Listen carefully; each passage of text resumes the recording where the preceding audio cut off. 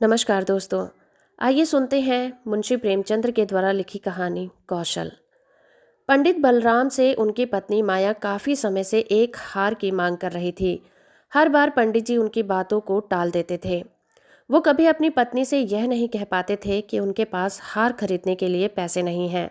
वो हमेशा कहते, घर में हार रखने से चोरी हो जाता है, ऊपर से हमेशा जोहरी हार के दाम को बढ़ाकर ही लेता है।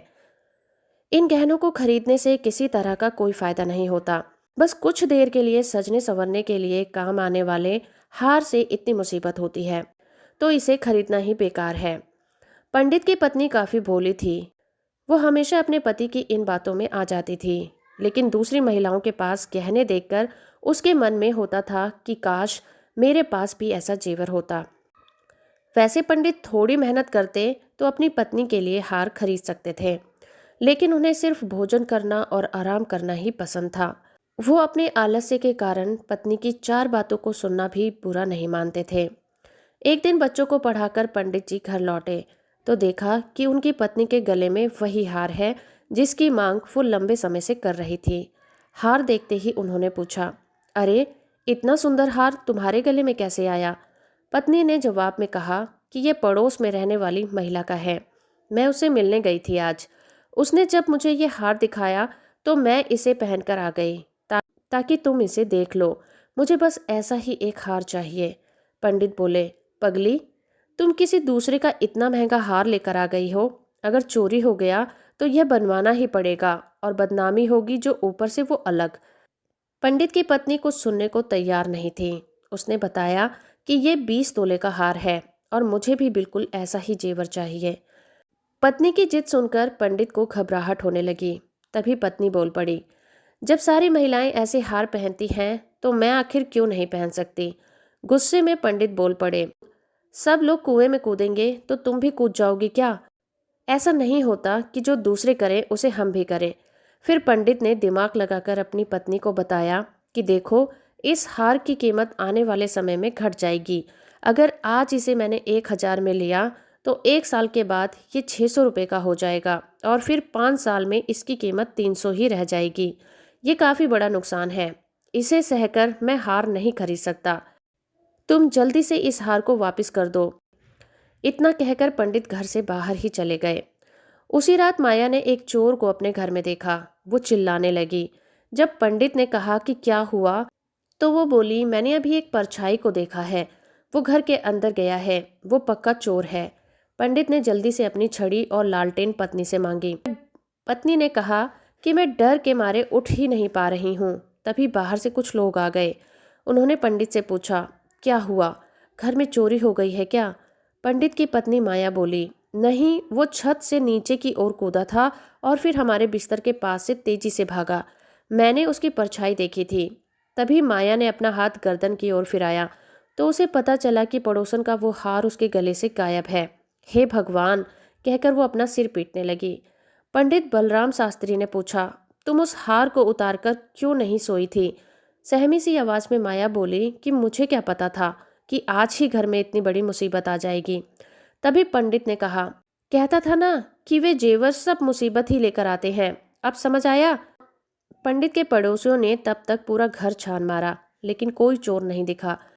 छत पर भी देखा पर कुछ हाथ न लगा। एक पड़ोसी बोला, लगता है किसी जानने वाले ने ही ये काम किया है। दूसरे पड़ोसी ने कहा, देखो, घर के लोगों द्वारा बताए बिना किसी को पता नहीं चलता है। हार के अलावा और क्या चोरी हुआ है वो देखना चाहिए। पंडित की पत्नी माया बोली, सब कुछ तो सही दिख रहा है। संदूक भी बंद है और बर्तन भी सारे घर में ही हैं। उस चोर को पराये लोगों का सामान ही ले जाना था। मेरा ही कुछ ले जाता। वो गहना ले गया जिसकी मैं मालकिन भी नहीं थी। अब हार का मजा आ गया ना तुम्हें? तुम्हें लेकिन कुछ समझ में आए तब ना, तंज मारते हुए पंडित जी ने कहा। माया बोली, पूरे 20 तोले का था। अब कह दूंगी उसे कि चोर ले गया। जो लेगी हार के बदले ले ले। पंडित ने झल्लाते हुए कहा कि तुम्हें बदले में हार ही देना पड़ेगा। पत्नी ने पूछा कि इतना पैसा तो है नहीं, इसका इंतजाम कैसे होगा? पंडित बोले, कुछ न कुछ तो करना ही पड़ेगा, नहीं तो बदनामी होगी। तुमने उसका गहना रखकर बहुत बड़ी भूल कर दी है। माया ने दुखी होते हुए कहा कि मेरा भाग्य ही खराब है। दूसरों की चीज गले में डालकर मुझे क्या सुख मिला था कि मैं उसे पहनकर सो गई। उसके पति ने कहा कि अब खुद को दोष मत दो, देखते हैं कुछ न कुछ कर ही लेंगे। पड़ोसी से कह देना कि जल्दी ही उसका हार उन्हें मिल जाएगा। इतना कहने के बाद पंडित सोचने लगा कि आखिर ऐसा क्या किया जाए कि हार की कीमत का पैसा जुट जाए। उसके बाद पंडित ने ज्ञान से धन कमाना शुरू कर दिया। पंडित को उस हार की रकम चुकाने की इतनी चिंता थी कि उन्होंने दिन में सोना तक छोड़ दिया था।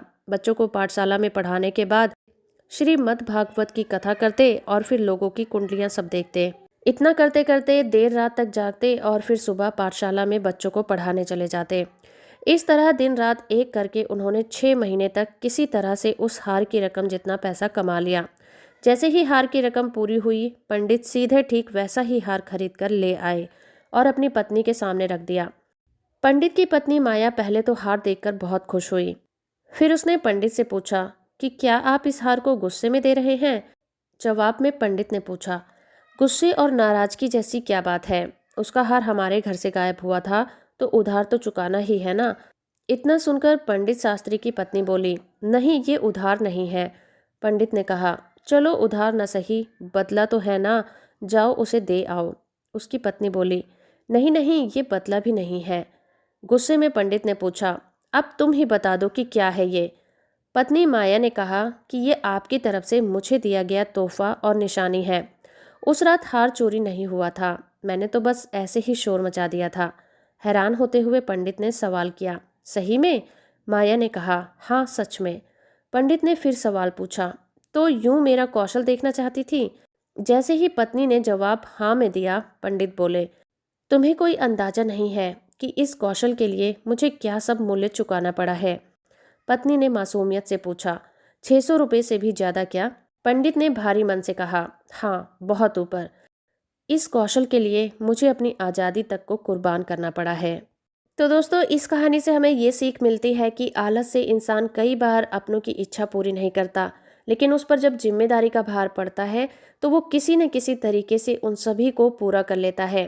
तो अभी आप सुन रहे थे मुंशी प्रेमचंद्र के द्वारा लिखी कहानी कौशल। कहानी और मेरा प्रयास अगर अच्छा लगा है तो आप इस वीडियो को लाइक, शेयर और चैनल को सब्सक्राइब करना बिल्कुल मत भूलिएगा।